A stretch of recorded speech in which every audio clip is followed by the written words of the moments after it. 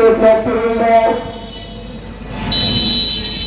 ও আমার সংগ্রামী ভাইরা, আসসালামু আলাইকুম ওয়া রাহমাতুল্লাহি তাআলা ওয়া বারাকাতুহু। সংগ্রামের উপস্থিতি ইতিমধ্যে আপনাদের কাছে পরিষ্কার হয়েছে।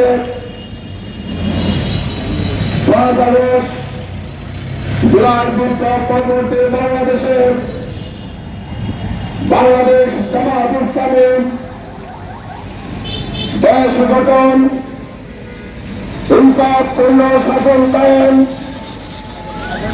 ফ্যাসিস্টের বিচার, ফ্যাসিস্টের দোষরদের নিষিদ্ধ এবং বাংলাদেশের যে দুঃশাসন ছিল,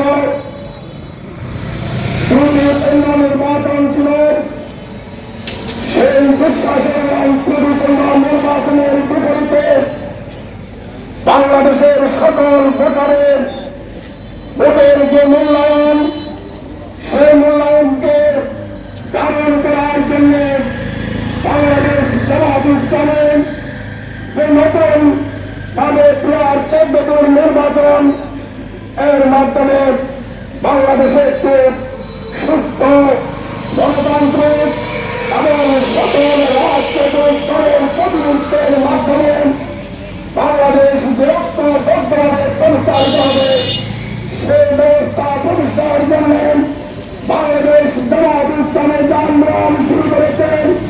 আজকে আন্দোলন বাংলাদেশের সকল মানুষ, বাংলাদেশের সকল শ্রমিক পেশার মানুষ, বাংলাদেশের শিশু কিশোর শ্রমিক সকল প্রকারের মানুষ আজকে ঐক্যবদ্ধ হয়েছে ক্রিয়ার পদ্ধতিতে নির্বাচন করার জন্য।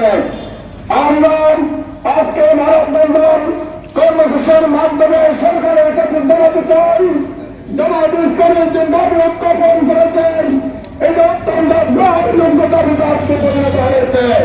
সুতরাং এই দাবি মেনে নেন, আগামীতে একটি সুন্দর সুস্থ নিরপেক্ষ নির্বাচন অনুষ্ঠানের আহ্বান রেখে সংক্ষিপ্ত বক্তব্য এখানে শেষ করছে। আসসালামু আলাইকুম ওয়া রাহমাতুল্লাহ। সংগ্রামী সমাবেশ আজকের মানববন্ধন কর্মসূচিতে ইতিমধ্যে আমাদের মধ্যে উপস্থিত হয়েছেন বাংলাদেশ জামাত ইসলামী কক্সবাজার জেলা শাখার সংগ্রামী আমির, কক্সবাজার 4 আসনের জামাত ইসলামী মনোনীত সংসদ সদস্য প্রার্থী জননেতা অধ্যক্ষ আমির আহমেদ আনোয়ারি।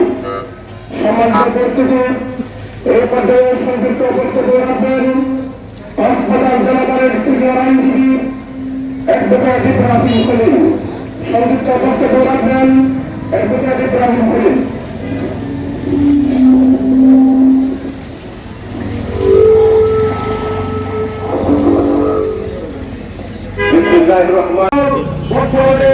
এই আন্দোলনের সমস্ত লক্ষ্যকে নিশ্চিত করার জন্য পার্শ্ববর্তী একটি দেশের ইশারায় চূড়ান্ত সংরক্ষণে দেখতে হয়েছে। আর এই অংশ হিসাবে সেই দিন তাদের প্রধান নেত্রী বলেছিলেন এই দেশের পাগল এবং শিশু ছাড়া কোন নিরপেক্ষ লোক নাই। তাই সেই দিনের সমস্ত রাজনৈতিক দলগুলোর দাবি সত্ত্বেও সেই দিন তারা চট্টগ্রামে সরকারের দাবি মেনে নেয়। এবং আপনারা জানেন সেই জাতীয় সংঘের কমান্ডারের মহাসচিব সেই দিন স্টার মিলিয়ন স্টিভেন এই দেশে দুটি করার জন্য